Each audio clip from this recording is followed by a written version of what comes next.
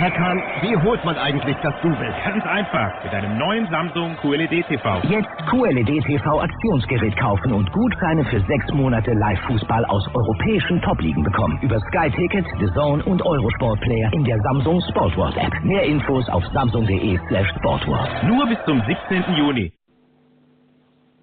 Blog Talk Radio.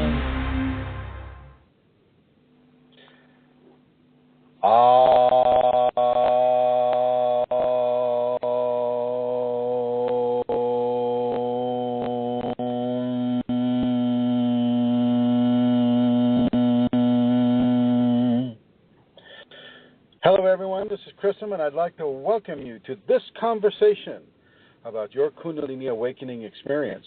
Today, I have a special guest coming all the way from the next seat in the car that I'm in right now.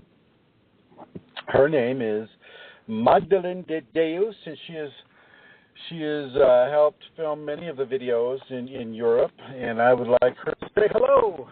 Hello, everybody. And, of course, the queen of sustainable comfort. I would say hello. Hi, Chrism. Hello, Magdalene de Deus. It's good to be here with you both and with all the listeners on this cool evening here in Ireland. I will begin as usual, I think, Chrism, and just give people, if I may, the address they can go to if they would like to support the work that Chrism does for Kundalini Awakening Systems. The address you can go to is www.ascension-kundalini.blogspot.com. And as always, on the upper right-hand corner, you will find the donate button, and it is very easy to give a donation. Donations are very much appreciated because Chrism works full-time in the work that he does, and donations support the program and support the teachings that come from the Kundalini through him to all of us in our Kundalini awakening and in all the venues that Chrism does this work and this teaching. So, again, that's www.ascension-kundalini.blogspot.com. And I'm looking forward to this program, Chrism. As am I. And so let us begin. And thank you for those announcements. In the middle of the program, I would like to pass the microphone over to Rosemary, who has joined us here. And I see you. Now, hello, Rosemary and Eileen. I would like to pass the mic to you in the program. However, let's go ahead and get started. Today's topic wants to be about healing, Kundalini healing, what you have to do, what you have to not do, what are the options when it comes to Kundalini healing. And one of the things that I've noticed with Magdalene de Deus here is the power of prayer for healing. When you have the awakened Kundalini, a person has an exceptional level of power that they don't get to be in control of.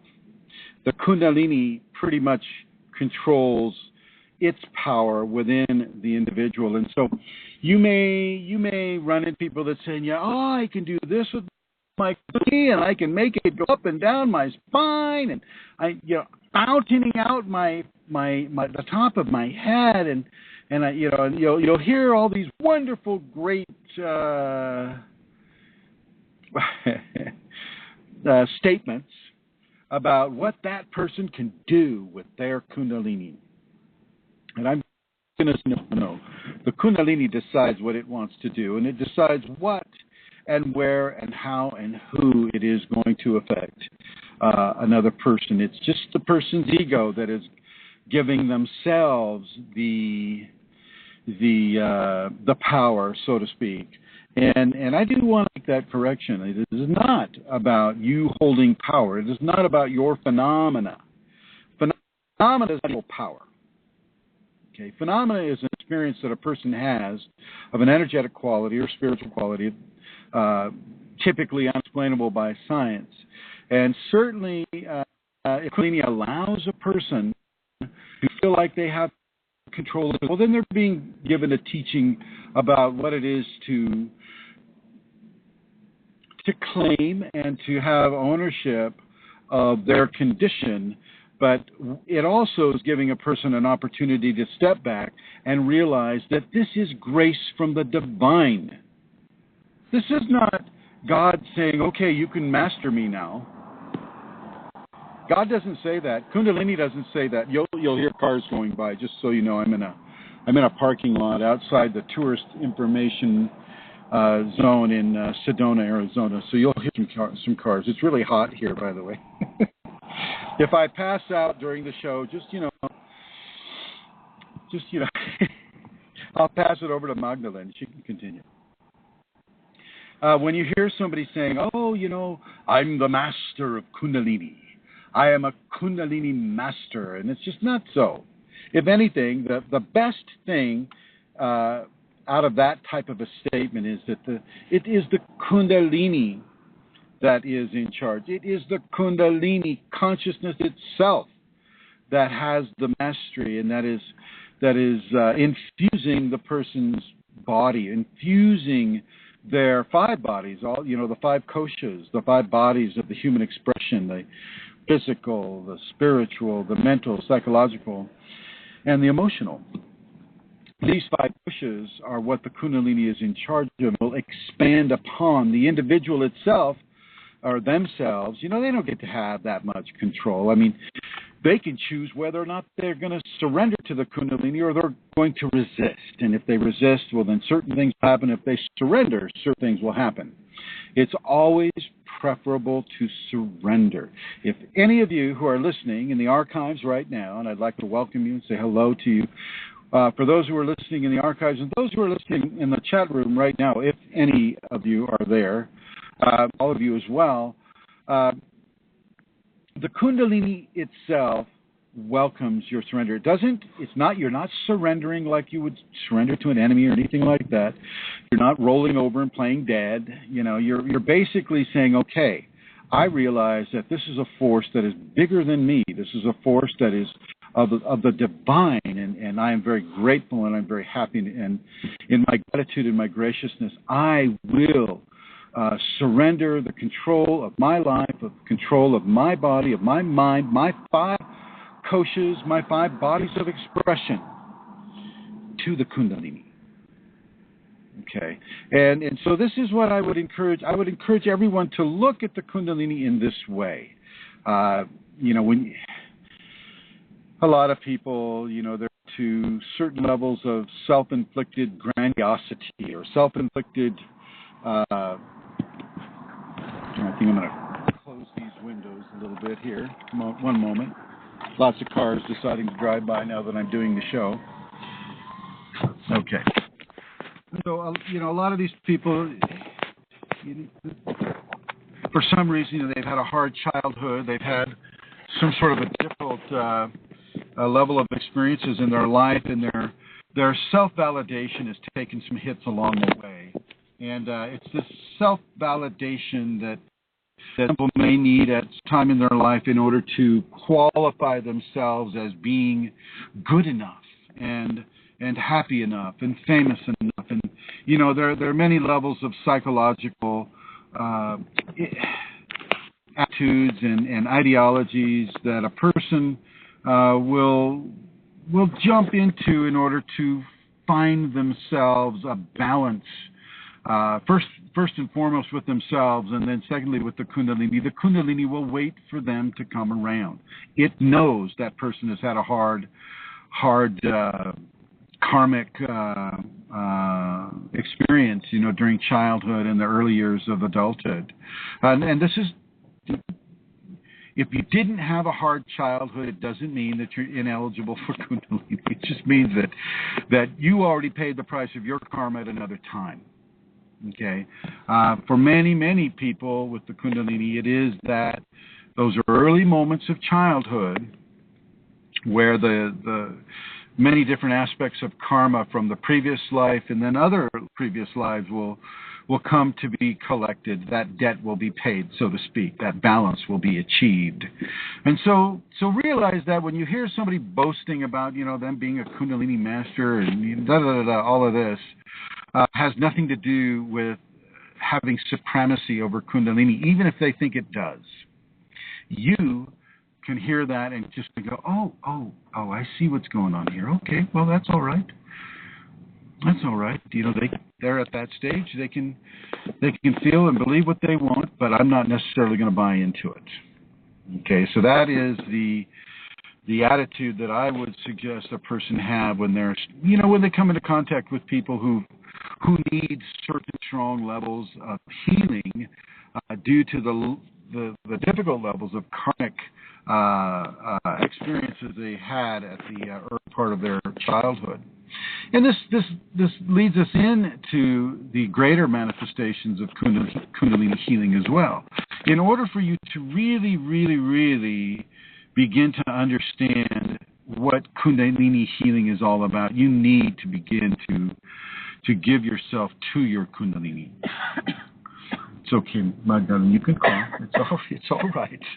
She's sitting right next to me here in the car. She's trying to be so sweet, so quiet. Well, thank you, my dear. And I'm sure everybody else is thanking you. But if you got a cough, please, cough. Okay, so the first thing you really need to do is to begin to surrender yourself completely and totally into the Kundalini. Try to take down any ego-based ideologies that you are doing this, that can only be done because you want it to be done or you command it to be done. Give yourself to the Kundalini. Give yourself to God, to the divine within, not to the ego within. Okay, that's a very, very, very important first step. You give yourself to the divine within, not the ego. I'm going to have to take my iPad out of here because it's such a little concerned about that. It could be just the fact that we're in Arizona. And so as you begin to surrender into the grace and the love and the gifts and the beauty of the Kundalini, you begin to understand how awesomely huge this energy is and what it wants to do through you. I'll use Magdalene de Deus as an example because she's here. Magdalene has begun the exploration of the power of a Kundalini-enhanced prayer. It's exceptionally effective for people, but not in the way a person, locked behind the five senses would expect. Because the Kundalini has a much greater level of understanding about the underpinnings of the universe and how things are woven together, how things interact, and what levels of karma a person has, those who are doing the healing, giving the prayer with the Kundalini, and those who are receiving it. The Kundalini will know the karma of the person receiving and be able to develop an application of its divine self into that person's equation. Prayer is a very, very positive, powerful practice that a person can do for Kundalini healing. And once again, when you're not claiming, ownership of the Kundalini and mastership of the Kundalini, when you're not doing that, you're taking your ego out of the control seat, and the Kundalini is coming in and beginning its control of the situation. And as it begins its control of the situation, that is when the karma is read. That is when that person can have it. And once again, I must state that it is not always what you, as a five-sense person, would expect to have happen. Okay? Just as in many things with the Kundalini, we have to look at the equation differently. We have to look at it with new eyes, with the eyes of a child, but also with the eyes of compassion, the eyes of honesty, the eyes of truth, the eyes of love. And before I get to this. Anybody who would like to call in and talk with me about their Kundalini awakening experience, no matter what it is, you can call this number 347-934-0026. 347-934-0026. And I'm going to ask Magdalene to talk a little bit about her experience with praying for other people through the Kundalini and perhaps some of the experiences she's had with regards to the positive outcomes that have occurred. So Magdalene, how did you first feel when you started praying to the Kundalini for the healing of another person?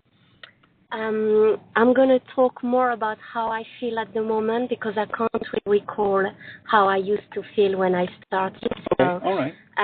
So at the moment when I pray for another person, I will just pray to the Kundalini for this specific person, and I will really try and at the end I always finish and may it be according to your will. So I really try to get my ego out of the equation. And at the end, typically, I get what I would call a kriya because I'm not sure what that is. But very often, I get kriyas or like a tensioning of the body inside as I say the prayer. Sometimes, but not so often, I might feel a bit of bliss also coming at the end of it. Excellent. Yeah. And what can you see from a results standpoint happening with you when you do these types of prayers for others? So I'm not quite sure about your question concerning the response for other people. Yeah. I can really see. I think it's been very positive most of the time. I can really see the prayers are being answered in usually quite. We don't have to wait very long to see a response. So that's helping me. That has also helped me to believe more and more in the prayers I'm saying for other people. Yeah. See, now this is a really good thing that you bring up here. I mean, with regards to the timing and the healing, it can be instant. As if any of you can go to Hawaii, or at least look into the Huna religion. I've talked a bit about it on this program before, so I won't go into that too much. But Kundalini healing can be instantaneous. It isn't always, but it is instantaneous. And this is something that is very important to understand, that when you say a prayer, a Kundalini prayer, and as Magdalene does, you can watch Magdalene, give people prayers, and you'll see her go into those prayers. Those prayers come during her prayer. Actually, sometimes it shows the end of the prayer, or the sequence of the prayer has been finished, and boom, she gets a kriya. Am I right? Yep. And so this is what I want to talk with everyone about today. Are these prayers for healing are very, very powerful. And so once again, we need to control how we think. We need to control how we think, because I know that when a person gets mad and they're saying, gosh, I wish that person would just jump off a cliff, and we have to be very, you don't want to think those ways anymore. You have to mature your thoughts. You have to mature the way you feel about other people. Doesn't mean you can't get angry. Doesn't mean that you're never, ever irritated. Doesn't mean any of those things. What it does mean is that you're not going to say something that would be a prayer that would be, shall we say, not constructive for that other person who's been irritating you or hurting you or something of that nature, because that may come true. The Kundalini may allow that to come true, just to teach you the lesson about how it is to control your thoughts. Amelia, if you would come online again, please. I know that it's going to take a little while here for you to jump in a little bit, coming in from Ireland. Hello. Hello, I'm here. What are your experiences when you're saying prayers for other people in a healing vector? Something similar, Chrism. the ego, definitely. I go into prayer and devotion to the Kundalini, and I will not have my own wishes present at all for what I want to have occur. That's not there. When I'm praying to the Kundalini, I speak to the Kundalini of the intention, I suppose, of what has been requested. But it is, as Magdalene said, it is through the will of the divine that what is given or what is not given. And my experience has been that I will feel sensations within my own body sometimes in areas that the healing is being given to the other person. And I have had occur beautiful visual things have occurred, and also instant healing, such as things when I'm with somebody in somebody's presence, there has been instant healing of burns given. I mean, instant Chrism. I have had instant, Kundalini has given somebody else instant healing in their eyes. So the Kundalini is miraculous, is just amazing, really, and chooses to do what it does. Yeah, it's got nothing really to do with me. Well, it does. It does have a lot to do with you, because you are that walking, talking Holy Grail. You are that container that has legs, that is walking all over this world and giving the inner divine the opportunity to help other people recognize and experience their own inner divine, so that this world can come into a greater balance with the divine structures that hold it together. So it has a lot to do with the individual, but it, we don't have to, feel that we're being egotistical if we recognize that we are the Kundalini as well. I mean, the Kundalini works through us. It doesn't necessarily mean that we're doing what I said at the beginning of the show, having a lot of self-aggrandizement, but you got to recognize that the reason I'm asking you to control the thoughts is because you have the Kundalini. You have God's ear, and God's ear has you. And so you're going to need to recognize that and validate that, not so much for the ego, but for the surrender to the Kundalini itself within you. Do you understand? Talking to you, my dear. I know, you just broke up there, Chrism. Yes, I understand what you're saying. Yes. No, that's okay. You're back again. Sort of. Yes. How's the sound? It's fine now. There was just a little break up there for a couple of moments. It's fine again. I just dropped the iPad. That would explain. That would explain it. Yes, well, I heard what you were saying about all of that, and I think the listeners did as well. That we don't have to become so that we can acknowledge our presence and our compassion and our surrender and our honesty and our love in being there, and the Kundalini working through us. But I didn't hear the very end of what you said. Well, so yeah, no, that's basically the point.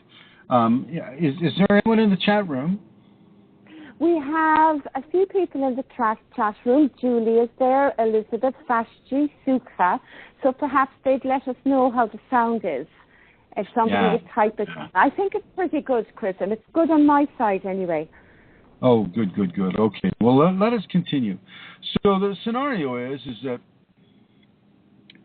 when you have the Kundalini, and I know that there are those who are listening that are struggling to have the Kundalini, they want the Kundalini, and they're working very hard to develop the Kundalini, and they're visiting the shamans, visiting the many different teachers. They're getting Shaktipat. They're following, the many different paths that are available for people to begin to open into the Kundalini. But having the Kundalini You must surrender to its control. And that means you take a step back from all of the planning and all of the organizing, all of the issues around finding the you don't once the Kundalini is there, then it's there. Then you begin to surrender yourself into that grace. You begin to surrender yourself completely, and no longer are you out there seeing. And the grass should not be greener anywhere in comparison with the Kundalini. Do you understand what I'm saying? There should not ever be a choice that is better for you. And this is sometimes a hard thing to figure out because Kundalini can be very challenging at times. Very challenging to the point where you'll start looking for a relaxation of the symptoms. You're too hot. You can't sleep. You can't digest the food that you like. You can't eat the food that you like. You can't drink the fluids that you want to drink. You can't interact with the people the way you once had interacted. And they don't know you because you're not interacting with them the same way that you've always interacted with them. And so they're a little like, what's up with Chrism? What's up with Magdalene? What's up with Amelia Santara? Why is she so different now? And so there's a lot of change that you as a Kundalini person went out into other people's lives, but also in your own life. And so when you look at these things, and then you begin to look at your world around you, the social world around you, who would benefit most from a healing and why? Okay, why are you giving them a healing? Because you're a loving individual and you want to give that person the grace of health. Well, that's a good enough reason right there. That's a good enough reason. And then you sit there and you go into prayer. And if Magdalene de Deus would be so kind, maybe she could talk about how she formulates that prayer. Okay, I just need a bit of time because I formulate it in French, of course. So let me think about this. Okay. Yeah, I usually say I typically start with my Kundalini. I address to you this person, I address to you this prayer concerning that and that. That's how I start. We'll call the prayer person the Joe Smith. So okay, so my Kundalini, I address to you this prayer for Joe Smith, and then I say what I wish for this person.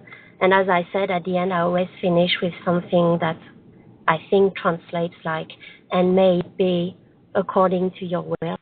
And that's typically how I would formulate the prayer.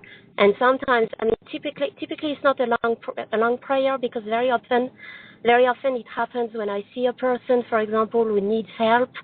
So I would say a prayer very quickly, right there in the moment. So then, of course, I typically don't spend, it's typically not a very long prayer, I would say. Well, now that you have the microphone, Magdalene, how have you had to change your thoughts? How have you had to change the way you have your inner dialogue now that you have Kundalini? How has that changed, if you can tell us?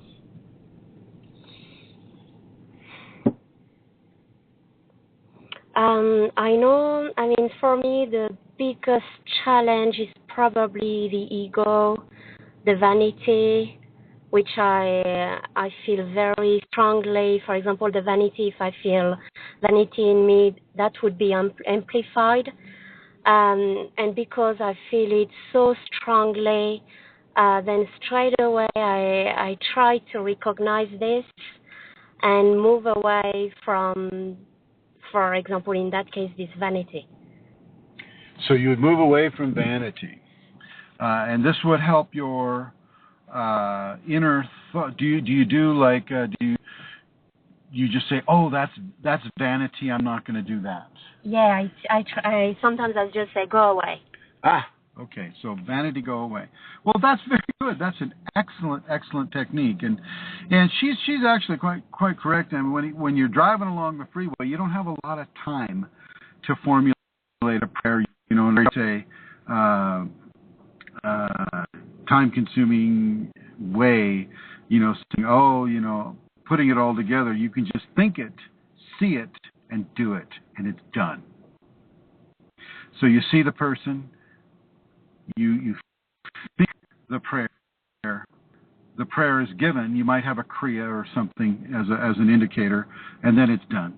And then you forget about it. You totally take yourself out of that equation, and you allow what the Kundalini has given for that person to be given just between your Kundalini and that person, not between you, your ego, or any of those things. You know, you begin to really make your separation. Separations are exceptionally important when it comes to Kundalini healing, and as you begin to make your separations after the healings that you do, those healings will go much stronger, far better for the person, because you're no longer trying to mitigate it. You're no longer, you're not trying to control it or decide what vector is being used. That's all being done by the Kundalini. In a way, Kundalini healing and prayer work is very, very simple to do. It's not a hard, I get some of these books and some of these teachers going, well, you got to have your fingers in this certain position, and you got to be able to say all the sutras and all, things from this special magical book over here, and then, if it's God's will, then the healing will be given. Well, this isn't the case with Kundalini. Kundalini is God's will.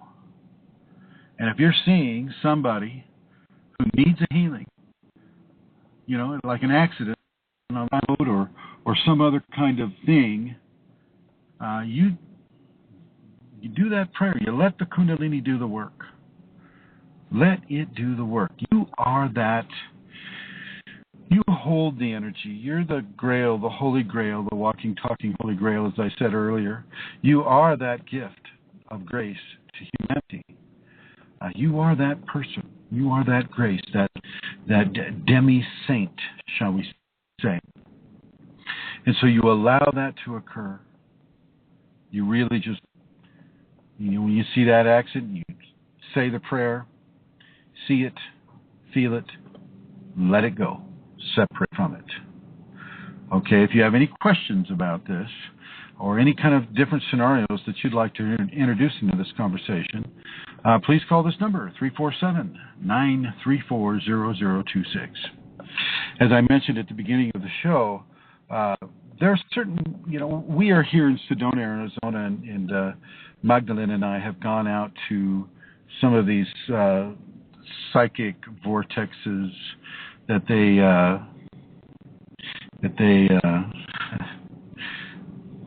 has made Sedona famous. And we went out to one last night, and we met a very, very wonderful, engaging couple, a father and a daughter, up on Bell Rock, and a lot of beautiful, good friendship developed. That too, in itself, is a level of healing.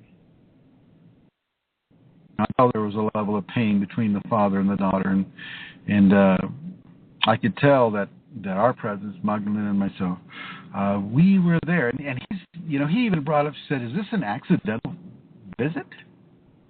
He brought this up at different times, and no, of course, nothing with the Kundalini will be seen as accidental.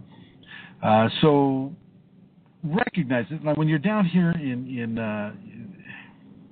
where all these crystals are, where all these amplifiers of psychic and electrical and, the different levels of energy, even the body electric, when you're down here, with that in mind, then you're going to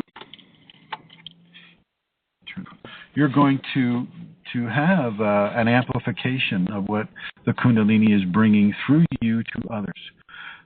So when you go to, say, the mountains, anywhere where there's granite and there's many diverse levels of crystalline mineral structure around you. Know that the crystals in those rocks are going to amplify. They're gonna amplify it. It's going to be stronger. It's going to be beautiful for you. Very, very beautiful experience. And so if you can get out into the mountains around granite or in other types of crystalline structures, do so as best you can. Do that. And now, as I mentioned before, I'm going to turn the phone over to Rosemary. And I believe Rosemary has some announcements. Hello, Rosemary. Hi. Hello, everyone, and thank you for this topic, Chrism. This is very inspiring and helpful. And I probably would add in my prayers for people considering coming to the seminar and that they be listening to their Kundalini. I frequently say that to them, to be listening. And it's a good message for me to remember, too. So the seminar, the Kundalini Awakening Seminar led by our leader, Chrism, is September 27th and 28th here in the Twin Cities. We have a little bit less than 2 months yet. We have close to a half a dozen registrations. New conversation with someone this morning about that. Well, can you just go ahead and give us the dates and the times, Rosemary? September 27th and 28th, 9 to 5, Saturday and Sunday at the Best Western Dakota Ridge in Egan. And how do they get a hold of you? 651-452-3161, Rosemary G. at usinternet.com. So the phone number that they can reach you at is 651-452-3161, and your email is rosemarygg at usinternet.com. Is that correct? That is. All right. Well, very, very, very good. And I just want to let the people in Minnesota know that Rosemary is working very hard to bring this information to you. That this is Kundalini healing that she is giving, and so as a propos of our conversation right now, she's at least 50%, which in actuality for Rosemary equals about 100%, because she's walking out there all these different towns. She's really doing her best to bring this information to the masses there in Minnesota, and I want to extend a heartfelt gratitude to you, Rosemary. Thank you for the efforts that you're doing on behalf of the Kundalini. Thank you. Okay, my privilege. Yes, and we are blessed for that privilege. Okay, I'm going to check the blue, my dear. And so, with regards to the healing and the Kundalini, you don't have to do the Reiki thing where you got the hands over them and you're waiting for the hot or the cold or for some discarnate entity to plug itself into your hands so that it can plug itself into somebody's body that's, they're ill. Certainly don't recommend that. Not necessary to do with Kundalini. They don't have to do anything but just be who they are. And this is a little hard for even the mistake, because most of the patients, most of the people that are going for spiritual healing, they expect to have you wave their hands over them. They expect that. They want that. There's a certain level of ceremony that a person, become acclimated to within the society here in the West, in the United States especially, but I think also in Europe. That's Magdalene? Yes, probably, but I can't speak too much about that because I'm not quite sure what people would expect in Europe concerning healings, or I'm not very familiar with all this. Well, let's just talk about the people in France. Are the people in France open and responsive to spiritual types of healing? I think so, because, for example, at work, there's a woman who's very open to what she does. And she's explained to me, she started opening a healing center. I don't know exactly what she does, but she's explained to me, she has lots of people coming to her. So I suppose, there are people there who are also interested.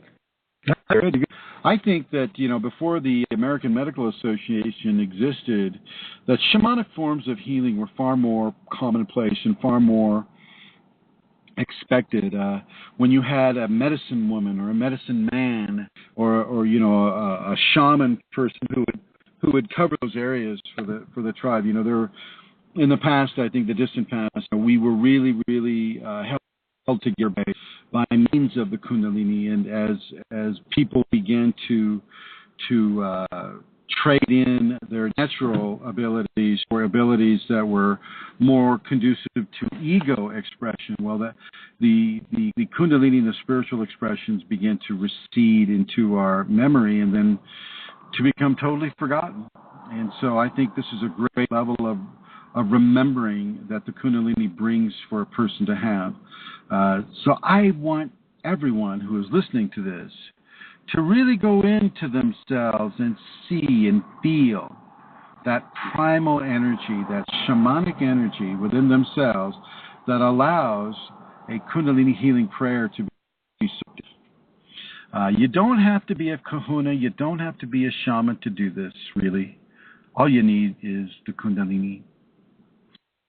Yes, everybody has the Kundalini at the base of the spine. Yeah, everybody does. But not everybody has it in the awakened state. And it's the awakened, activated / state that I feel is the most important area for a person to have. Now, we have people who have a natural proclivity for healing. They have, through their birth and through their karma, they've been allowed to experience levels of healing that other people don't have. Even Kundalini awakened people, and so it's not to say that the person needs to be cogent or recognizing of their Kundalini. It does say that, there's a lot of karma that goes along with being a healer. There's a lot of choice. There's a lot of sacrifice. These are the levels of selfless service that I'm talking about that tie into the healing. When I talk about selfless service, let me give you an example that, because I have Magdalene de Deus here, this is what Magdalene does. She, on occasion, she will go into a convalescent hospital in the city she lives in, and she will visit people. She'll talk with them. She'll push them in a wheelchair. She'll press with them. She'll give of her grace to people, and it's not because they're sick. It's just part of it. And this is just me, and she can correct me if she wants, but part of it is how we treat our elder people, our elderly. How we treat them in the West. We just send them off and just kind of visit them every now and again. Yeah, that's right. And so there's a certain level, I feel, of abuse inside of that equation. Not abuse that is purposeful or anything like that. It's just that we're not appreciating the level of grace that they have. They're beginning to have the retro birth, which is death. Death is the retro birth, right? Birth and death, basically the same thing. You're dying. Dying is being birthed into another dimension. Birthing is being killed to a different dimension. So in a way, these people are prepared for their journey, and oh my gosh, is it so hard to give them the love and the respect and the acceptance that they need with that. Yes, Amelia. Chrism, I'm not sure if you have a window down, but there's a fierce noise like a wind. Oh, sorry, I had it in front of the air conditioner. Okay. So. Sorry about that. Oh my gosh, my creature comforts got me. I'm also So that's okay then. It's gone now. It's fine. Yeah, thank you. And that was Eileen. Did Eileen tell you? No, I can hear it. Not at all. I can everybody. Okay, well, thank you. It's like what happens with you when the wind's blowing, so I knew it was a wind thing. You're welcome. So let us honor our elders. It doesn't mean that you can't take them. Sometimes they need that kind of service, but you don't abandon them there. Okay? You don't abandon them there, and they're not. There's something to be said, I think, for the Nichols, keeping their grandmother and grandfather in high honor, and listening to their experiences and allowing their experience to really begin to help solve the problems of life that they may currently be having. We need to respect elders in a way that is more than just shoving them off into a convalescent hospital. If they need to be taken there, that's fine. But, that becomes a place for you to visit daily. You love the way I'm just organizing your life. So, and Magdalene, how do you feel when you go there? So when I go there, I'm going to talk especially about how people respond. They basically the women who are there and the two men who are there specifically, they keep telling how happy they are to see me, how grateful they are to see me, that I'm this child, that please come back. As soon as I walk into there, they've got this smile on their face. Yeah, I really see they're happy.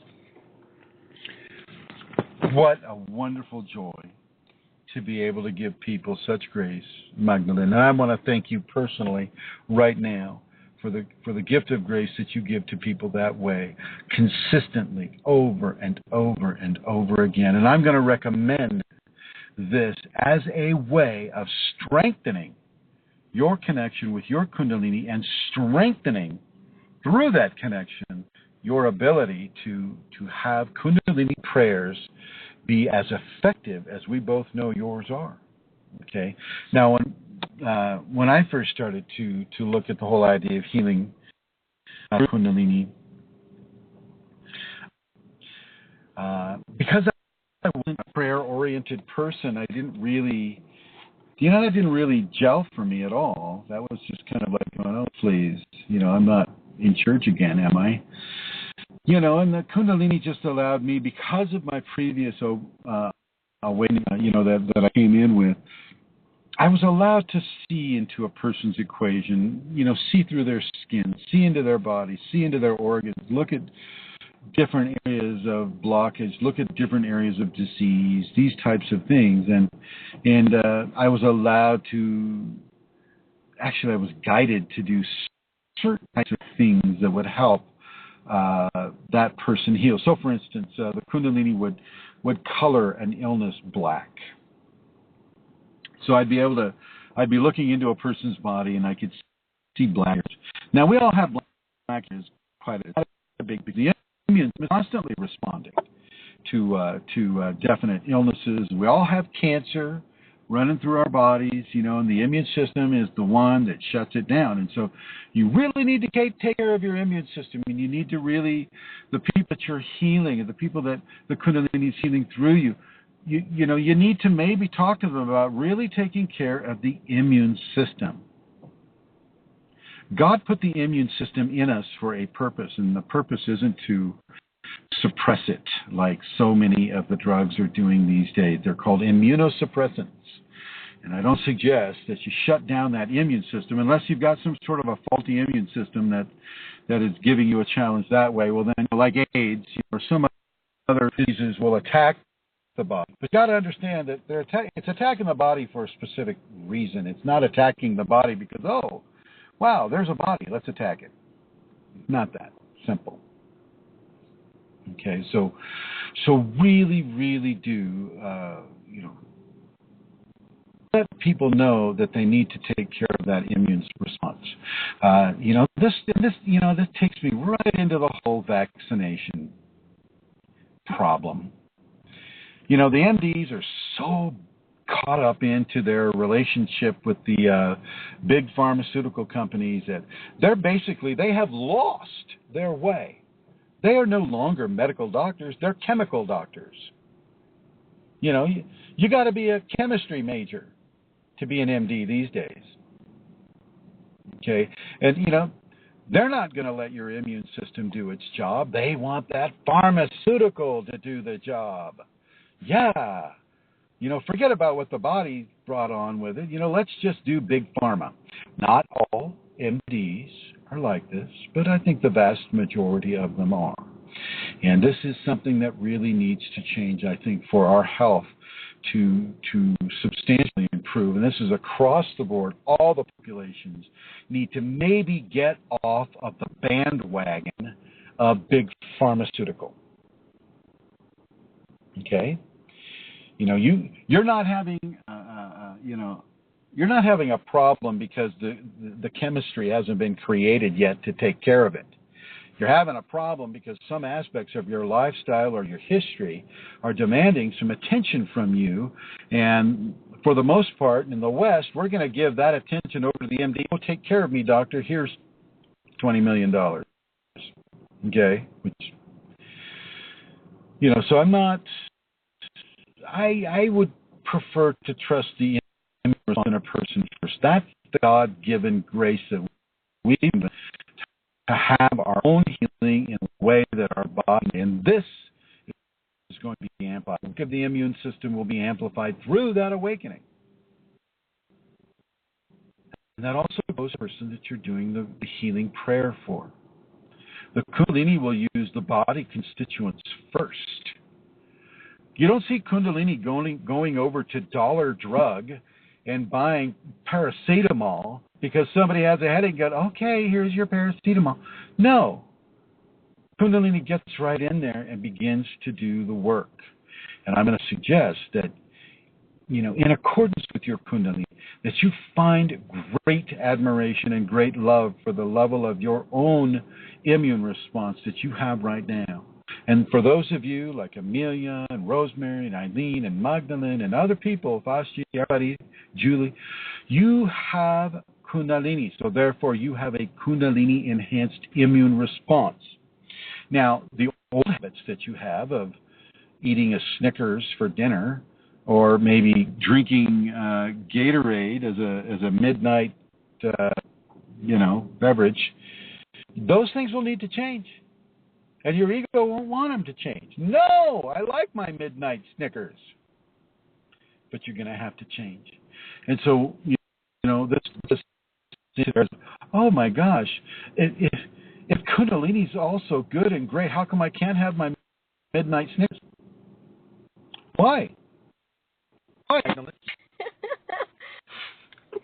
In my case, I would get terrible stomach aches.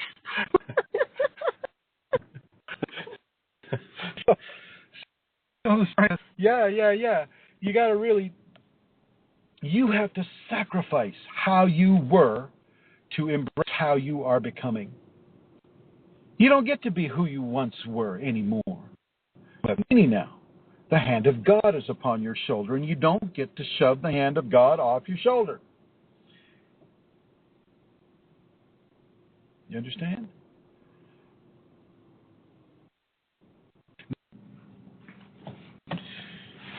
Within the Kundalini, and as we are looking at our own responses to our own immune system and our own equation within the Kundalini, you want to really begin to let go of the fears that you've had in the past about this or that. Okay, trust the Kundalini completely. Trust the Kundalini completely. And if the Kundalini tells you to go to an MD, then go to the MD. Go to the MD. If the Kundalini is giving you symptoms and you're scared for your health because it's just so different than what you're used to having, you're so far outside your comfort zone, well, then go to the ER. Let them hook you up. if you're having that rapid heartbeat, or you're feeling, like you have some sort of an energetic imbalance where you can't get to sleep, or you can't stay awake, or any of the many, many, many different behaviors and actions that happen to a person with the Kundalini, well, then go to the ER, let them hook you up. If they're honest, they won't find anything. And I say if they're honest, they won't find anything. If the doctor needs a Maserati payment, he might, start guessing. But for the most part, the Kundalini will help you stay away from folks that maybe have a different agenda. For the most part, I've seen that happen with myself, and I've seen it happen with other people. So I can pretty, unless you're really going to buy into the whole MD thing, and you're going to be, giving yourself chemicals that will try to break down the Kundalini awakening and things of that nature. A lot of people that have the Kundalini syndrome try to do that.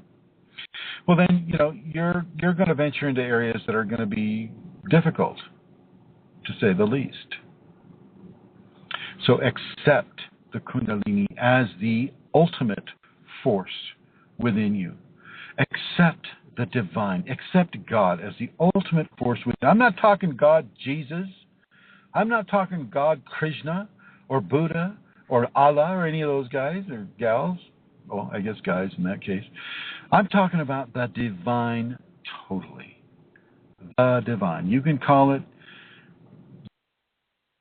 God, you can call it whatever the name you're calling it. Replicating and laughing and having a great time. There is more to life. There's a lot more to life. And for those of you that may be stuck in some morbid position within your country and within your culture, you're working 8 to 5, same thing, 60 cycle hum from the fluorescent bulb, computer arm, as they call it, computer arm. So there's many, many different ways for a person to really begin to look into their own healing equation and to begin that level of healing before or even at the same time that they begin to heal other people. Sometimes we have to heal others first before we can get enough confidence to heal our own equation. And as long as your intentions are pure, and as long as you're surrendering to your Kundalini and letting the Kundalini do the work, completely go out of the equation, things are going to go well. Don't have the expectation of seeing instantaneous results. Magdalene does. Magdalene, she can get instantaneous results right now.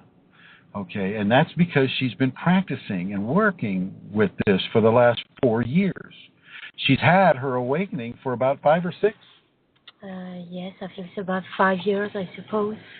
And would you mind sharing with everybody what you said to God? What the question you asked? Yes, it's a time when I was very sad. It was a difficult time for me in my life, and I sat on my bed. And also, I was feeling sad, but also at the same time, I remember I was really attracted to being close to God. And I said to God, please, I would like to be closer to you. And I also remember another prayer I said to God. I said to God, if you would like me to be, if you think it's appropriate for me to be a healer, please could you allow this to happen according to your will? Or and then what happened? And then I started meditating for about 3 weeks. And one night I really couldn't sleep because I could feel this type of bubbles going up my spine and kind of getting stuck around my nose. And I looked in the mirror and I could see my nostrils were kind of moving. And I was very, very worried then. I don't know. I'm laughing now, but at the time I was not laughing. I really didn't know what to do. I started to get dressed to go to the MD, and then I was thinking, okay, what am I going to tell to these people? Yeah, it was kind of strange going there in the middle of the night and telling them I have bubbles going up my spine and I can't sleep because my nostrils are moving and I don't know what's happening with me. So I decided to leave it to the next day.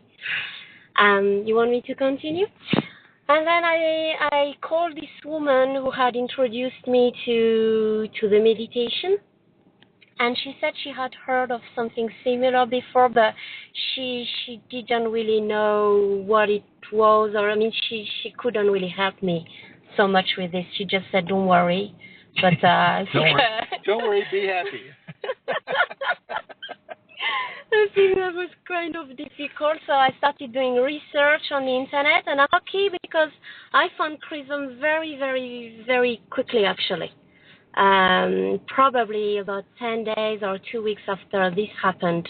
During the night, I found Chrism, and I thought, okay, I'm just gonna try and send an email, see, and maybe we'll be able to tell me what's happening. And he answered very, very fast. I was so happy when I got an answer, and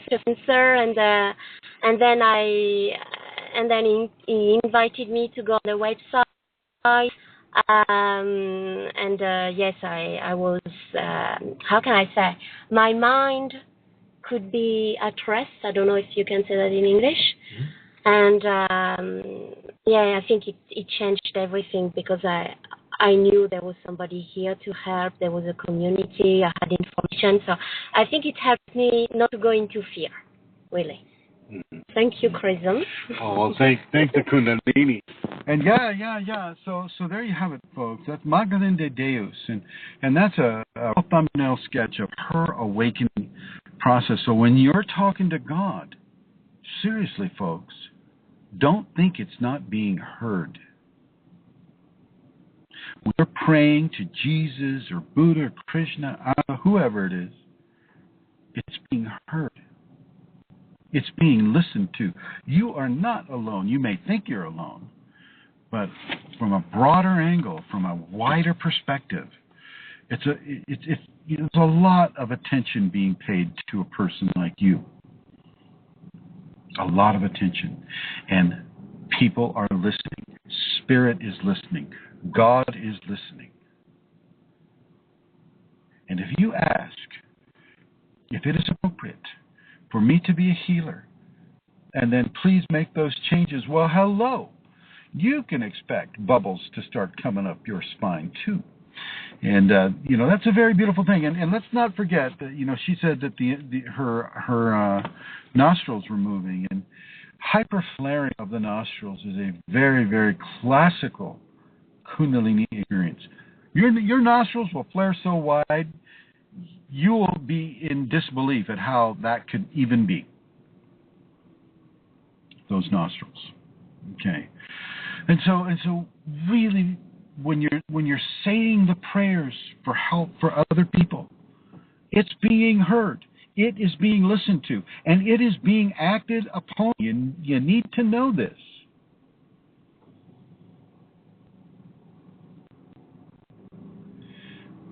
Make sure that you take your own agenda out of it. So, for instance, oh, dear Lord, heal my mom because I don't want to have to stop using her car.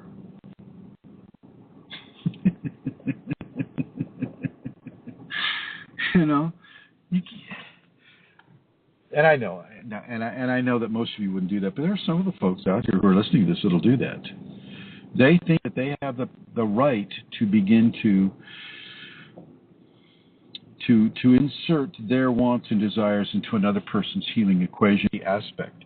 It must be for the benefit of another person. There must be a level of purity that a person has in order to make these prayers the most effective. Magdalene de Deus, she has the purity. Now, if you know Magdalene, she's very kind, she's very considerate. No, she's not perfect, and none of us are while we're still in a body, but she's really working towards that. And I'm not saying that just because she's sitting right here. Of course, I have all the sharp objects removed from the car, so that's just a safety thing. But she just like Amelia and Rosemary and Eileen, these are people that are caring about another individual before they care about themselves. First, they reach out. You look at Rosemary. Rosemary, you know, she buys jackets for the homeless. She makes sleeping bags for the homeless. She buys shoes for the homeless. How many people listening right now can say that? I'm waiting. Call in. 347-934-0026. I want to know. Do you walk the streets looking for homeless people so that you can help them? Rosemary does. That's a big deal. And God is watching. Divinity is listening.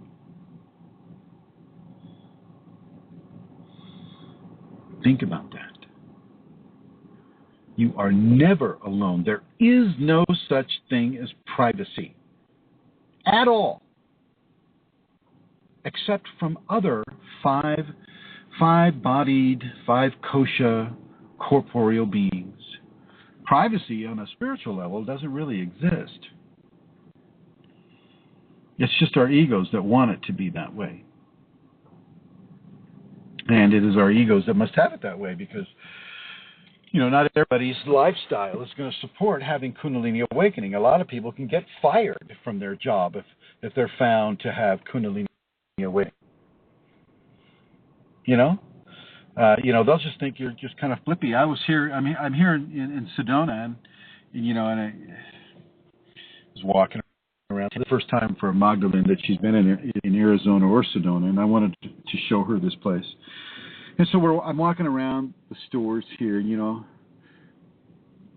A lot of the people here are really, really not happy with spiritual. I think because, you know, they've seen so many crazy people come down here, you know, espousing every different tradition, every different technique, every different this or that, and charging thousands and thousands about it. You might have heard that one guy, somebody Stevie, or I don't know. He was out here in Arizona, near Sedona here, and this is where they did their what do you call it when you have a teepee and you go in and it's really hot. It's a hot Native American technique that they were doing that killed people. This happened out here. And boy, I tell you what, you don't need to light a fire inside that tent. All you got to do is have it under the hot Arizona sun, and that'll work. Right there. So yeah, there's a lot of appreciation for the spiritual people down here. Except, you know, as you look at it, I mean, it seems to be the underpinning of their entire economy. So when you come down here to Sedona and Arizona and these areas, as in any area that you're traveling to, I don't care if it's Ireland, where Amelia is, or Florida, where Eileen is, or Minnesota, where Rosemary is, you're not saying, yes, I could again, hello. You're not doing that. You're not doing that. And I see a lot of folks trying to get in the way of prayer work. This can get in the way of your prayer work. Let me bring it right down to a technique. I like the technique that Magdalene does. I do. And I'll suggest the technique to each and every one of you, unless you already have one of your own. I know that Amelia, she already has the way of feeling prayers and feeling the healings that she's being given. For Chrism just looks right through the body and into the body and begins to adjust certain things along the lines of that healing that the Kundalini suggests to be done. Other people have different techniques, but as long as separations are made and no great level of self-aggrandizement is being sought after, received, or felt, then I think things can there's a level of purity within that will allow an amazing level of healing to be given. Now, if you have any questions about that, number is 347-934-0026. If you have any stories about your healing experiences with other people, call in 347-934-0026. I won't be going for the full hour as I did last time. I think I cut it.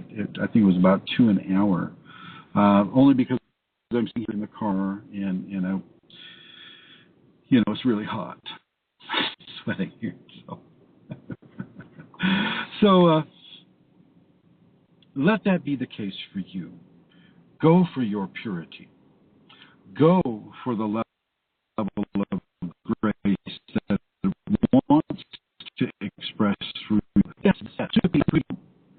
Remember that two-way street with the Kundalini. When you pursue Kundalini, it pursues you. And always remember that having and wanting are two very different things.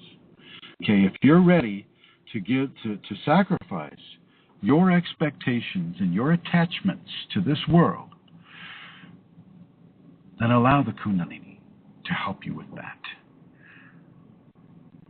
If you're ready to be that healer, to say those prayers for other people, Magdalene does, like Amelia does, like Rosemary does, like Eileen does, like I do, like I feel Fausti does, and Steve does, and Julie does, and, a lot of the private students do. Well, let the Kundalini express through you. Now, I know that a lot of people listen to this show when they're sleeping, and this is for them.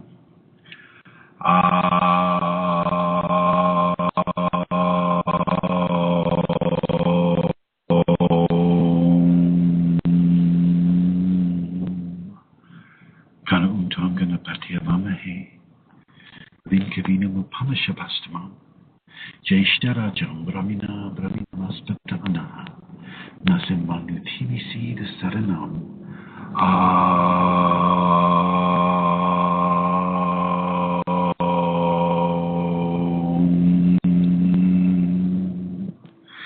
Sleep well, my friends. Take this information. Express this information through your bodies, through your koshas. Sleep well and let the Kundalini teach you of itself as you slumber.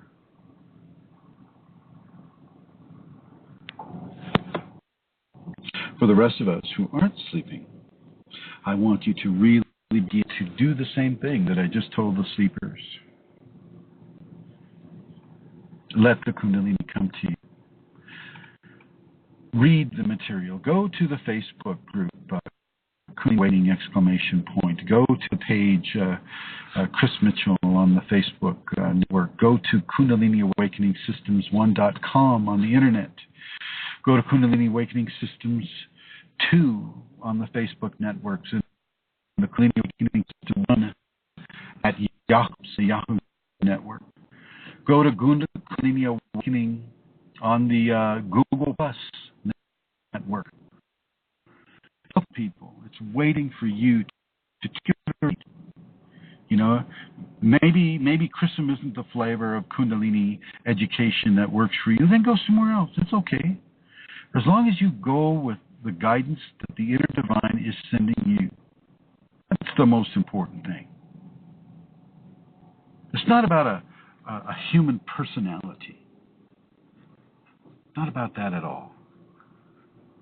It's about the grace of God flowing through you into this environment and into other people and plants and animals and insects and fish and water and air. Okay? Just a few things.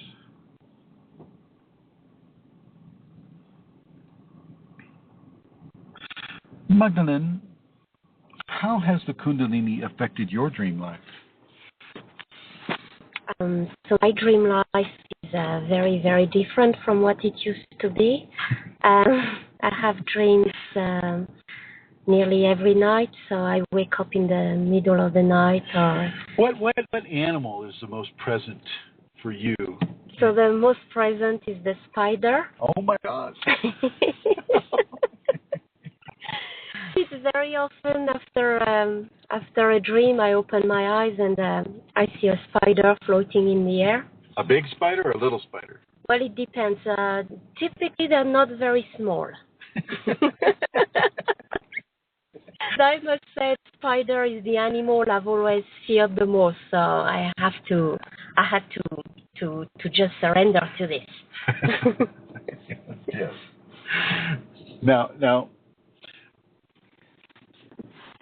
within the Kundalini context, Magdalene, what happened here?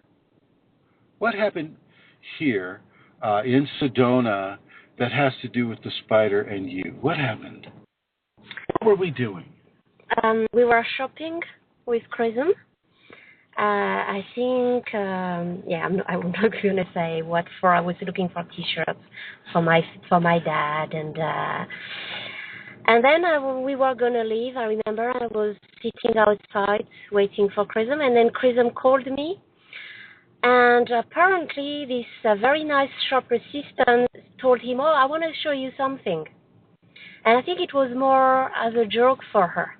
And she showed Chrism two earrings in the shape of a spider. And of course we were both very interested then, myself and Chrism. Especially, the spiders, they were also, it was the shape of a spider, but also the stone of, what stone was it? A turquoise. Yeah. And I know I have a dream concerning me wearing some turquoise, probably that would be good for me or something like this. So it was two spiders with, in the two shapes of spiders, plus the stone of the turquoise. So that was a very good combination. And of course, I bought the earrings. I've got them for me now. And also, I must say, when I bought those earrings, I think it was also a bit of a stretch for me because, as I said, I'm still not completely comfortable with spiders. So I thought if I put them next to me and I see something that's helping me in my process, that's protecting me, it will also help me. Well, this is interesting, and this returns me to a memory that Amelia Centaura and I had. I'm going to bring Amelia on here. Hello, Ireland. Calling Ireland. Wake up. Hello, Sedona. Here I am. Yes, Amelia, can you tell the story of the spider in Tombstone? Oh my goodness, yes. Okay. Let me see. So we're in Tombstone, and I am sleeping. And that's Tombstone, Arizona. Yes. And I am sleeping, and outside I hear this. I'm aware of this thing outside the door, and it's going up and down the street, and I know that it's not. It's some kind of an entity thing, and I'm feeling a bit fearful. And then outside the door, I become aware that there is this huge giant spider. I mean huge, guarding the door between where I am sleeping and where this thing is outside. And it's a giant spider, and I can see it. It's as big as the door. When you say giant, how big is giant? Oh, as big as the door. I mean, it's huge. It's not a little one, and I can see the legs are standing out. I mean, it's huge and hairy and quite enormous. And I mean, spiders wouldn't be. I bet you Magdalene is going. But, sorry, Magdalene, about that, but it's just like. But the amazing thing is, I knew it was the Shakti Kundalini, and I knew that the Shakti Kundalini was standing there in that form between me and whatever it was that was going up and down outside the street, because whatever that was knew we were inside and was interested. And I had this amazing connection with that spider, and when I think of that spider now, it is with, it's very different. It's without fear, and it is with gratitude and love. And Go ahead. Yeah, the legs, I can draw, but I'm not going to describe them. I mean, yeah, they were huge. And not only that, actually, but it moved a little bit. You know, it wasn't just standing there statically. It kind of moved a little bit, just a couple of inches this way and then a couple of inches that way, so outside the door. And that was a tactile sound that I could hear as well, you know.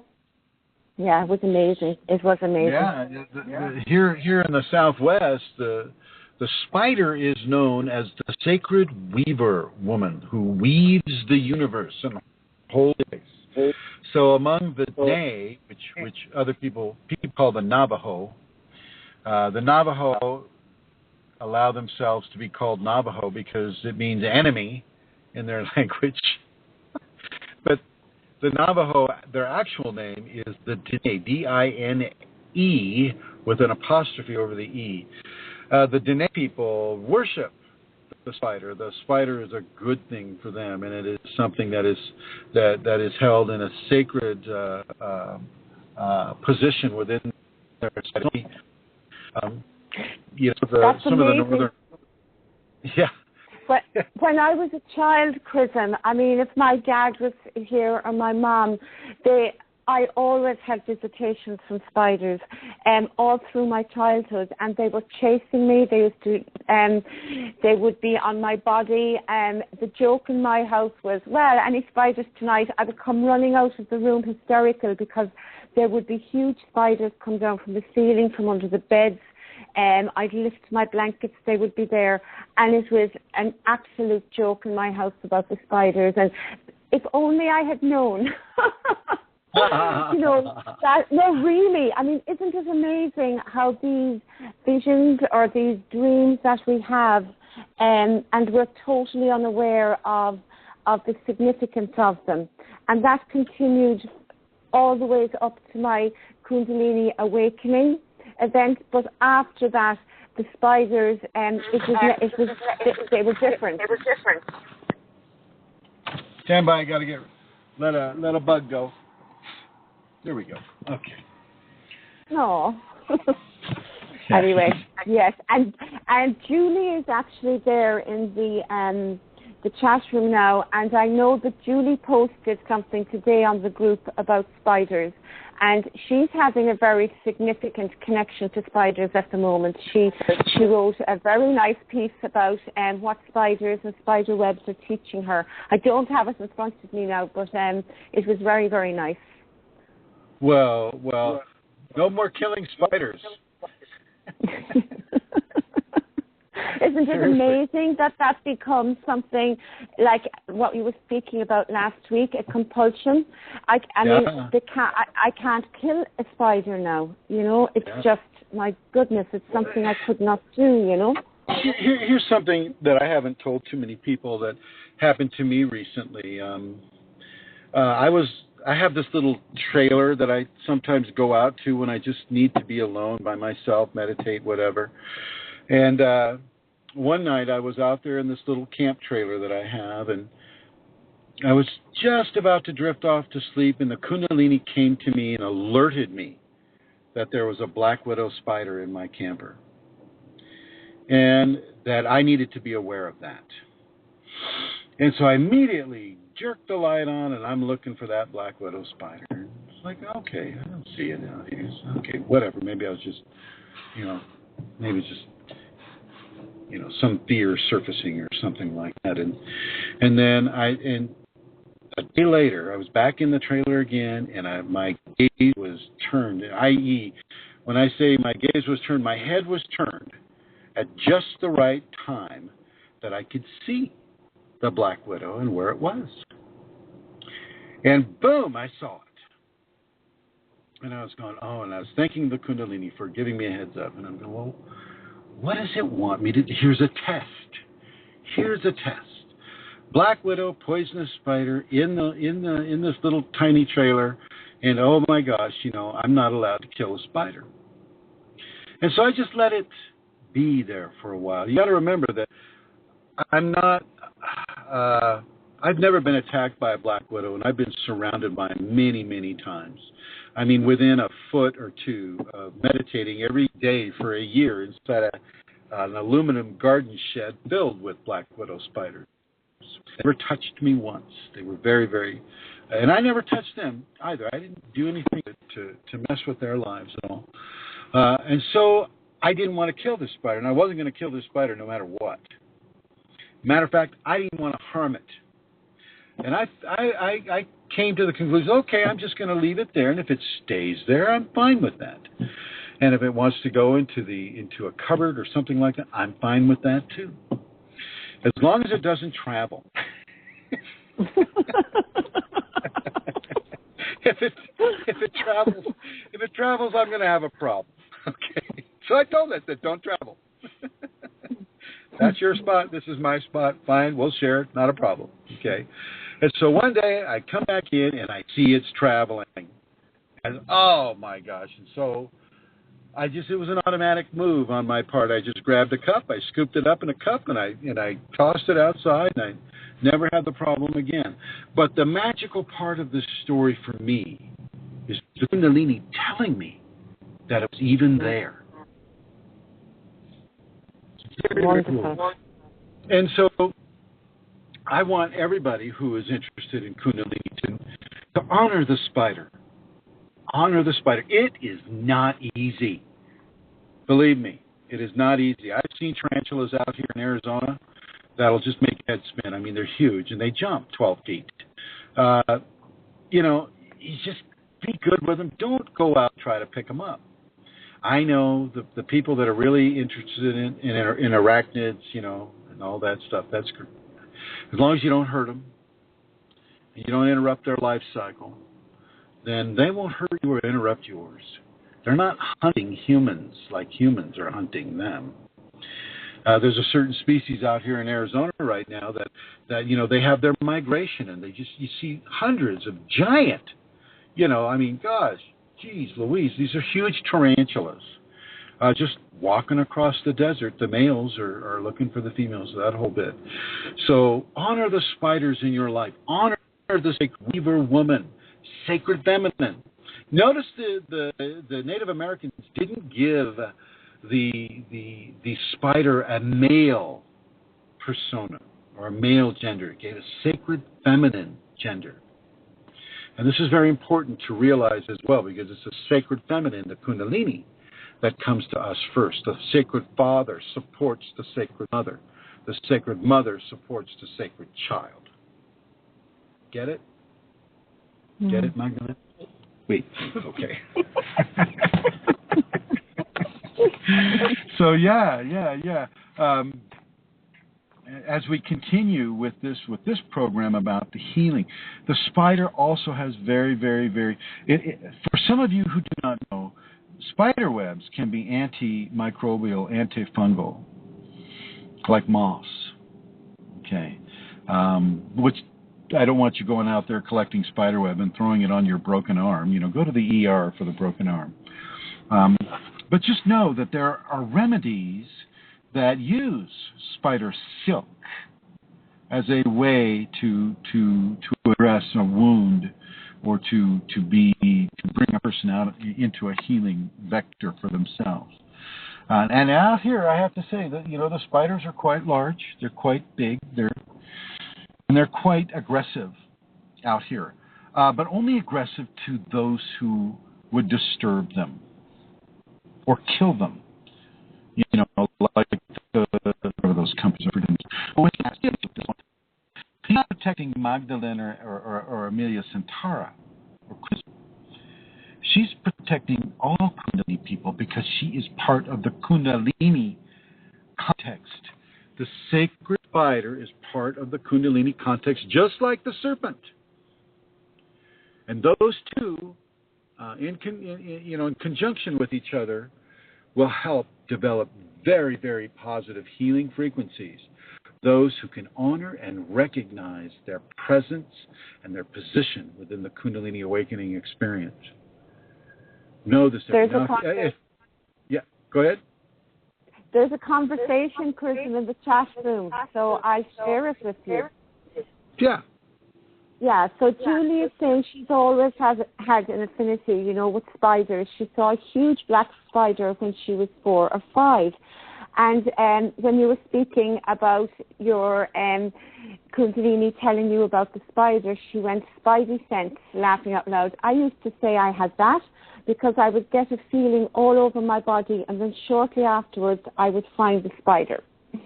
And Elizabeth says, now the children call for her to come and take the spiders out instead of their father because he squishes them.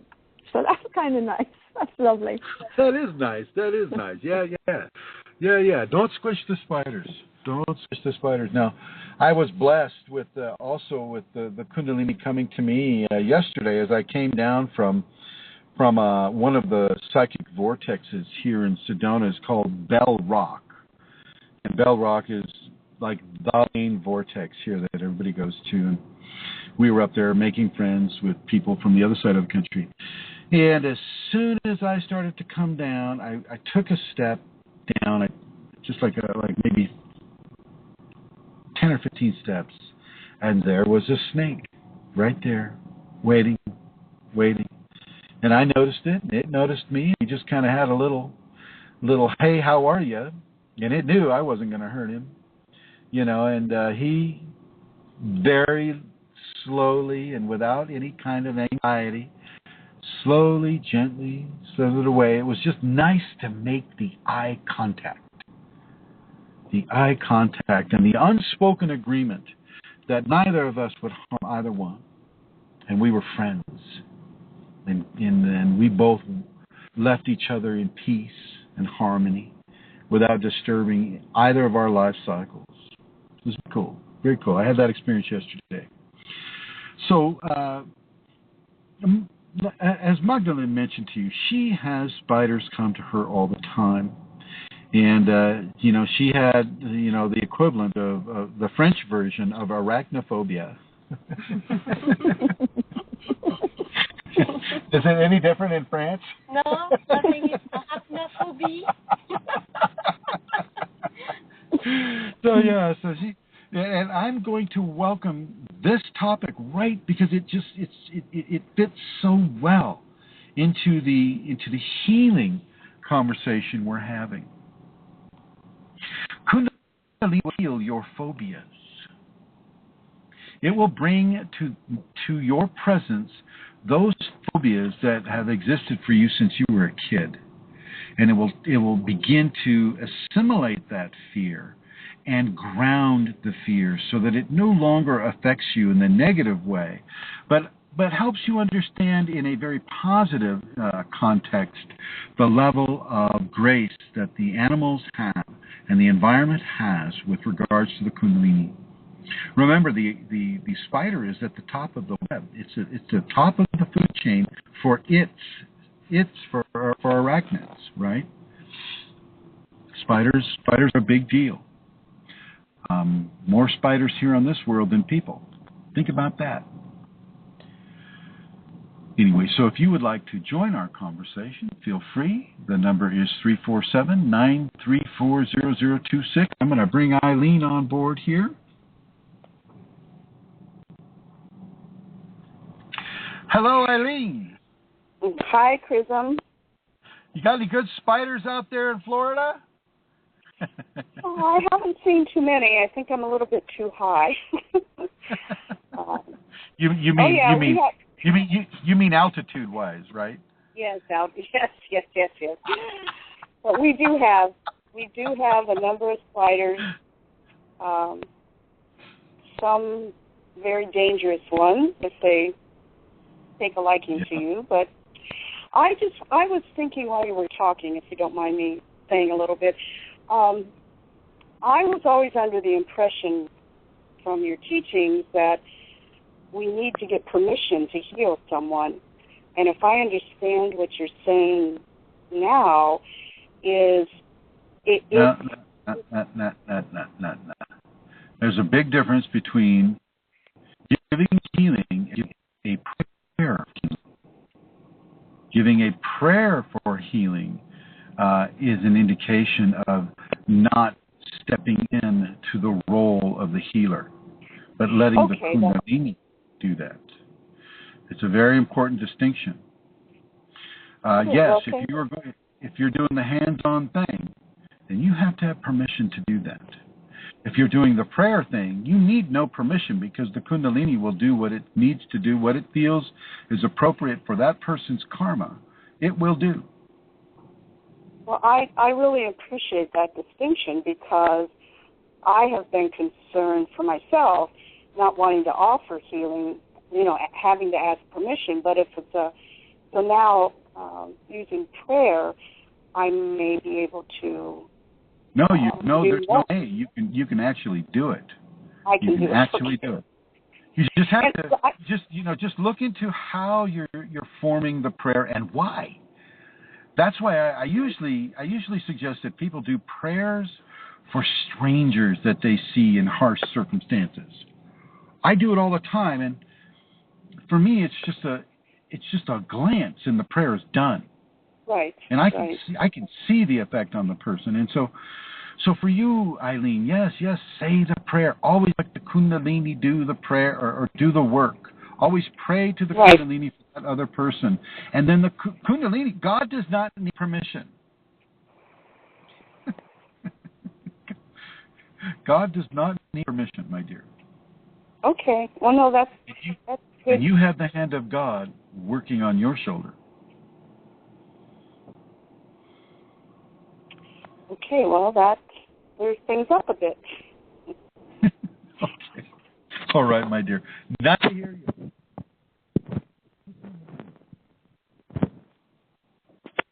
Okay.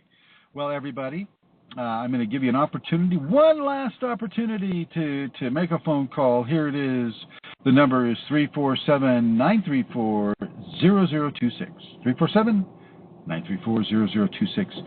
I want to say thank you to Amelia, Santara, Eileen, Rosemary, Magdalene de Deus, Fashti, and Julie, and Elizabeth, Gonzalez, Dalton Gonzalez, EDG. Hello. I would like to welcome any of our new and beloved Kundalini friends that are there in the chat room, and also for the many of you that are going to listen to this in the archive. Hello. You can go on YouTube at Chrism Kundalini, and that will take you to about 300 videos for you to partake of. Looks like we have a caller, so I'm going to go ahead and do this. Here we are. Hello, caller. How are you? Oh, darn, it's that Foster guy again. Hi, buddy. Hello. Hello. We've been having so much fun here. I've just been enjoying everything. The Spider King. Oh, yes. Well, I don't happen to be one that dreams of spiders, but since I said that, perhaps the Kundalini will provide an experience for me. I'm not looking forward to it, but, we'll deal with it as it comes. Yeah, that's the best attitude, I feel. Yeah. I just wanted to jump in here just for a moment. I beg your pardon? You may not have spider karma. Well, let's hope not. But if I do, then I'll just deal with it as I do now, cautiously, but with great respect. Just be friendly. Yeah. Be friendly and respectful. Yes, that's the way I try to go about it. I did call in because I had something that I wanted to just share. Please do. As a few of you know, I've recently gone through a loss of the transition of my only remaining sister, who I love very deeply. And I had to journey to Maryland to actually attend the memorial service. So I was going to drive, and that's about 7.5 hours of driving. And since I've been somewhat a bit crippled by my health problems, my mother, my niece, and my wife did not want me to drive, so I had to fly on an airplane. And I had, for some reason, a bit of apprehension about being on airplanes. But God knows why with all of the things that are going on with airplanes in the world today. But anyway, I overcame that, and I got on the airplane and made the trip there. But I wanted to just say this. At the beginning of each and every one of my meditations, I try to do the prayer to divinity and the divine Kundalini. And at the tail end, I give thanks for all that it was gained through the union of this meditation, and that I only hope that all, my hope is that all within the divine body of the Holy Spirit, or the divine Kundalini, will also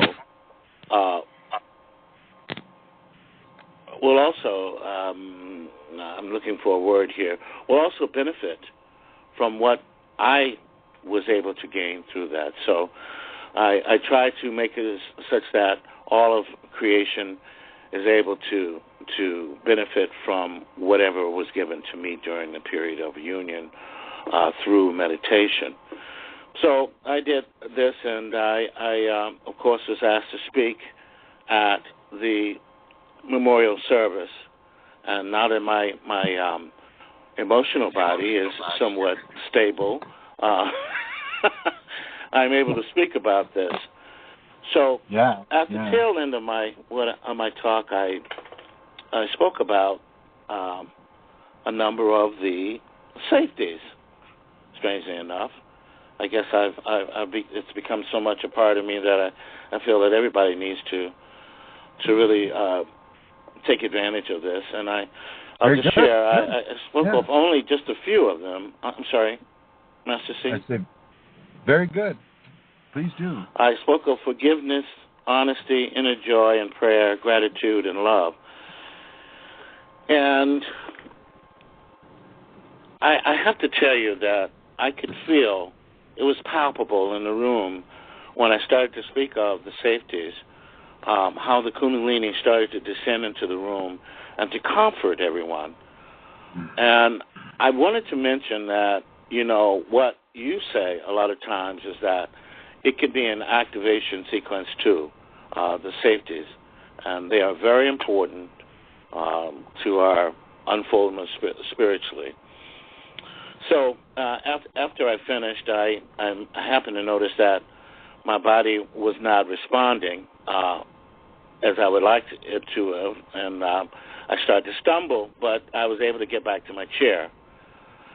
As I got back to my chair and we continued with the rest of the service, I hadn't realized that I was in a heightened state of consciousness, and towards the end, my niece started to lose it because, of course, she and her mother were best friends. And I think I shared this with you, Chrism, that my hands started to pulse with this divine energy to comfort her during this most trying time. And I actually saw the difference in her demeanor. Now, I don't know if she really, got a chance to feel what I was feeling, but I saw a definite change in her. And I was very grateful to have met you and started on this process of the Kundalini, because it's been quite a while since I had my initial awakening experience. You've been working. I've known you since what, 2006, 2007? Well, it's been at least 6.5, 7 years now, and even before then, I had that top down. But I've been fortunate enough to have it come through properly from the bottom up, and I think they call it some kind of spinal sweep or something like that. But anyway, I'm most grateful, and I just wanted to share that sometimes the Kundalini will make its decision on who will be healed in our presence without us really making a concerted effort to do it. It just comes through. Especially if you're awakened. If you're awakened, that Kundalini can grab and it will pull itself to all who need healing in that room. You know, and you may not be able to see. You may not be able to see the you know. You may not be able to see it on them, but it is there. It is there. It's as real as the shoes on your feet, and the fact that you felt the Kundalini pulsing through your palms is a huge indication of what is occurring. It doesn't matter whether you see the results. What matters is that the Kundalini is giving the results through you, and you, friend Vashti, you have only to thank yourself and God and the grace that's flowing within you. Well, thank you. Thank you, Master C. You have this. Very much. You have this in you know, you're using it, and it's using you in the ways that are very beneficial for other people. I want you to always know that whether you're on a train, whether you're in a car, whether you're on a bicycle, whether you're just walking, Kundalini is with you. Kundalini cares about you, and it will protect you from everything. Doesn't mean, you know, you're going to play blind man's bluff on the way. But it does mean that you've got an extra, shall we say, spiritual grace that follows every movement of your life, every thought that you think, and every action that you do. And don't see it as if, you know, oh my gosh, God is watching me because I, you know, left the toilet seat up or something like that, right? Not about it. Although all the women are going, oh yes it is. It's exactly about that. Well, you know, I just wanted to say this. Recently, sometimes I have a problem distinguishing between me and it. And I see that as a blessing. I'm grateful for it. Sometimes I don't know which one of us is actually thinking. So I try to stick to the practice as you prescribe, Master C. And I'm just very grateful to everyone, Magdalene, Santara, Rosemary, my good friend, and I'm drawing a blank right now, but she always helps me.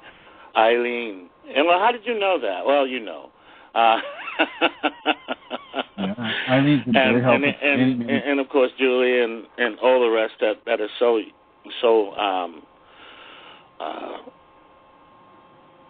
just active within this whole sphere of spirituality. I thank you. Thank you, Master C. What cracks me up about this, our little program here, is that you know, we have all these activated women, right? All these active women, my gosh, coming out the ears with women, and Osho's telling everybody, girls can't have Kundalini. That is a joke, what? Isn't it? Girls I don't see it that way. Yeah, me neither. You know, Sacred Feminine, I'm sure, doesn't see it that way either. But yeah. Just, you know, I see I'm very pleased to see so many women activating. I think it's exceptionally important. And I just want to say, you know, thank you, Vashti, for having the courage to call, number one, and the courage so many women. Yes, you're right. Say something nice in French. Love to all of you. Courage. Yes, indeed. No, I'm perfectly.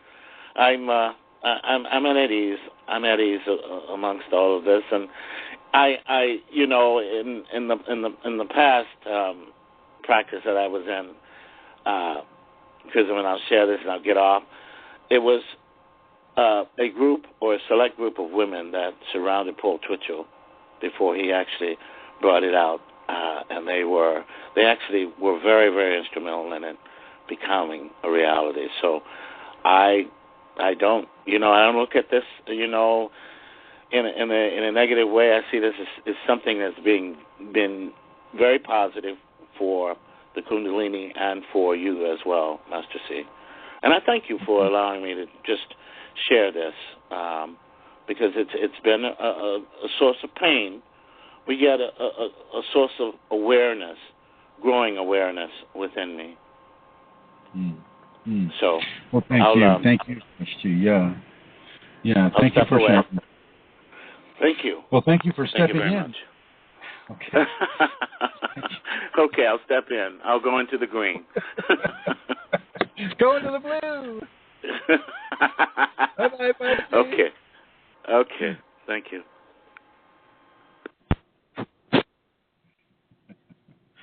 Everyone, with that, I would like to say thank you for listening to this broadcast. I would like Her Holiness, Amelia Centaur, to come online, and I'd like to thank John O'Connor and Amelia Centaur, their family, for providing this show for everyone. This is because of them, everyone. See, they get all the blame. Oh no, we don't. So really, thank you both. I mean, really, this is such a beautiful gift that you're giving to people. Amelia, thank you. I've been reading you on the Facebook. I really like what you've been reading or what you've been writing about devotion. Please continue. Feel free to spread that into any of the groups. Okay, you've been writing very well about that, and I would encourage everybody to read her teachings of devotion. Devotion is exceptionally important, and the more devotion you have, once again, the Kundalini really amplifies itself through devotion, through your devotion to it, and therefore through itself into you and into others around you. So thank you, Amelia, for that as well. You're welcome, Chrism, and thank you for being here and for all the teachings that you give. It's wonderful. Well, thank you, Amelia. And I'm going to put you into the blue, and I'm going to say many thanks to Magdalene de Deus. Magdalene, thank you for joining us on this program today. Thank you, Chrism, and thank you to everybody listening today. All right, everyone. This is Chrism signing off from Sedona, Arizona, and I hope to talk with you again next week. Thank you, everyone, for listening. Bye-bye.